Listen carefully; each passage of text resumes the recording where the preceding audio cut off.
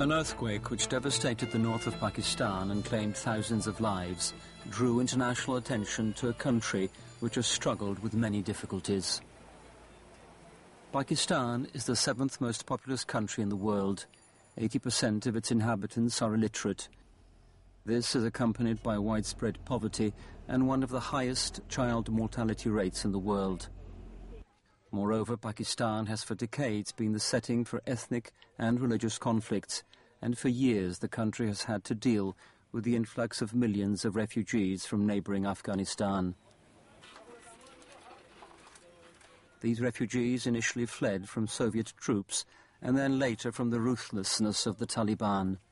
Today they are packed in refugee camps with no foreseeable prospects. Pakistan is currently in a difficult phase of its still short but eventful history. The country is torn between a pro-Western government, economy and society, and an overwhelmingly Muslim population, the second largest after Indonesia, heavily influenced by radical Islam.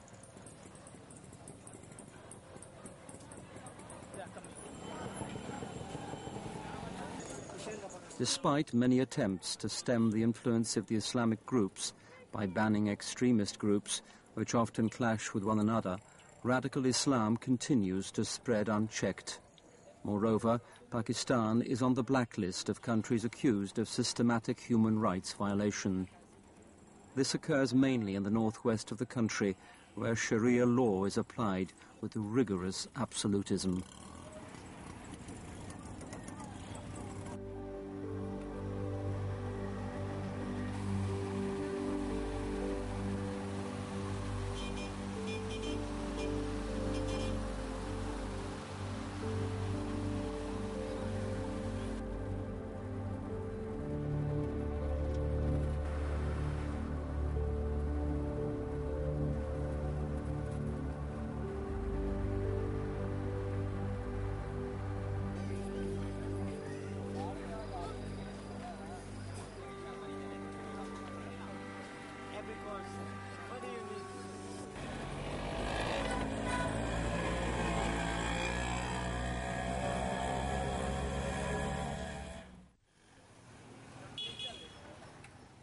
The 4 million Christians are a tiny minority in this country.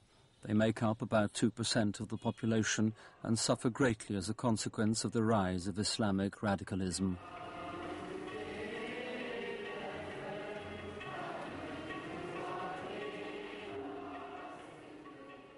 Since September 11th, 2001, their situation has worsened. They are seen amongst the population as representing Western interests, following the stereotypes that Christian equals Western, which equals the USA.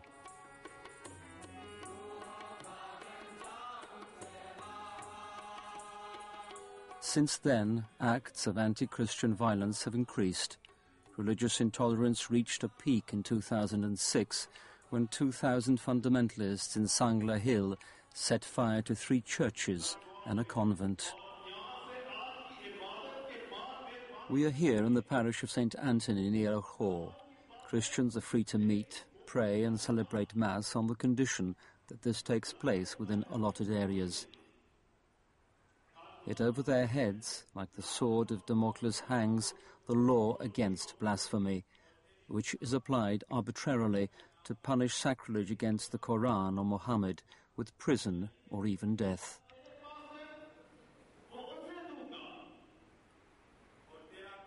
For Christians, life in Pakistan is exceptionally difficult. A real ordeal, says Sister Daniela from Brescia, who has lived for over 25 years in Karachi and Lahore, where the Daughters of St. Paul run 2 bookshops. These have already received several threats and have even been attacked. The best connections we have are with the poor, she continues. They have nothing, and God was the first to love them. It was these untouchables who were the first to adopt the Christian faith. We try to give them a dignity and equality that they have never known before in their lives. Social relations are so difficult, so different, and yet it's the most wonderful thing that ever happened to me. When I found myself in Pakistan 25 years ago, not out of obedience, but out of love. 2 milioni, includendo tutte le denominazioni, tutte le... Especially out of love of the small Christian minority here, of the 2 million people, including all denominations, all the minorities, 2 million versus 200 million believers of Islam. When we visit villages and see the extent of life situations, we do not only pray, but we try to help them achieve an awareness of their social rights, like the right to go to school. We are convinced that it is education that changes societies. Any subsidies we receive, we immediately hand over to teachers, headmasters, helping them to create poor but effective schools. They could attend state schools, but are badly treated there, discriminated. Things that seem of little consequence. They are not allowed to drink from the well. No drink in Pakistan that has many long months of about 50 to 57 degrees.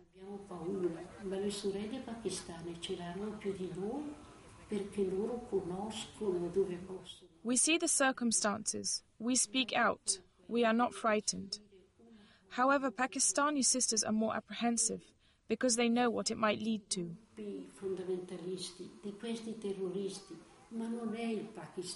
I have to say something very important at this point. The matter of fundamentalist groups, terrorists. This is not Pakistan. People in Pakistan are good. We work well with the poor. During the monsoon season, we walk together with the Mother Teresa sisters, distributing blankets, food to everybody, Christians, non-Christians, and we are well received, also by Muslims. Also, in any education programs we run, we do not look whether they are Christians or non-Christians. The poor and the intellectuals, we understand each other well. Because intellectuals understand, whilst the poor are sincere. They have real faith. They pray, because Islam in itself is a religion that is neither aggressive or bad, only at the level of intolerance towards the weak. Whereas a couple of years ago, we had a much better report. There were many meetings devoted to an interreligious dialogue between Muslims and Christians, thanks to which we did many wonderful things together. Now there is a war.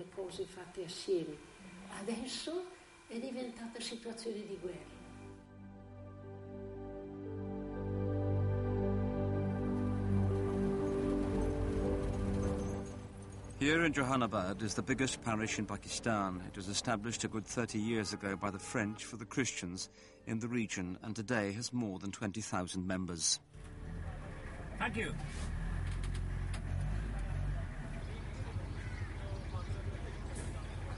Father Mark from Malta lives in this place of great poverty where the situation worsens daily. His parish members live in ramshackle wattle and daub houses. The families have many children and there is high unemployment. The men somehow struggle through and the women live off what they can scrape together from the barren fields. Some have found employment in the brick factory, working under slave-like conditions, 200 rupees for 1,000 bricks.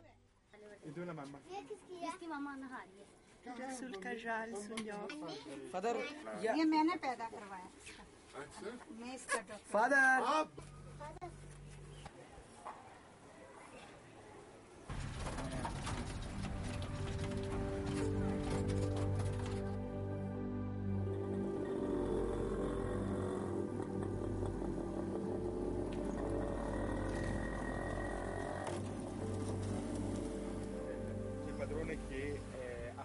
Years ago, the Cetesians moved into the vicinity of the ghetto. They built a school which currently receives 90 children and is soon to accommodate 120.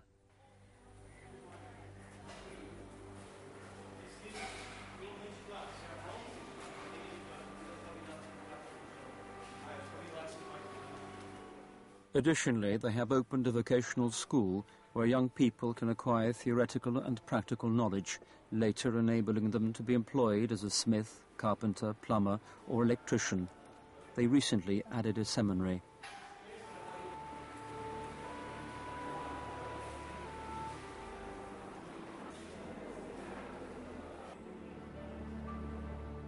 Every morning the school children start the day with a prayer, both Christians and Muslims.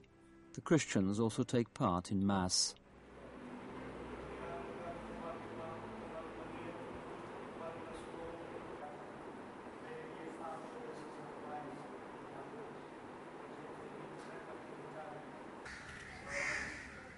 The Bishop of the Diocese of Islamabad-Rawalpinidi, Monsignor Anthony Lobo, is convinced that Muslims and Christians can live together in peace. His diocese includes the Pakistani part of Kashmir, the region mainly affected by the earthquake, and the mountainous part of the Punjab. There are no rich Christians in Pakistan. This is for historical reasons. The first people to take on the Christian faith 250 years ago were those known as the slaves of the earth. They were often given a plot of land by the Christian colonizers. Today, there are still only a few of them in the middle classes. There are no Christians in government posts, no Christian entrepreneurs or generals. The Christians have little access to education, culture, money or power. We urgently need education. We need to educate and support young people. This is why I'm particularly committed to the development of a Christian middle and upper class. This may seem utopian to the 4 million Christians in their daily struggle for survival, a dream they dare not dream today, yet one that opens a window onto a future waiting to be grasped.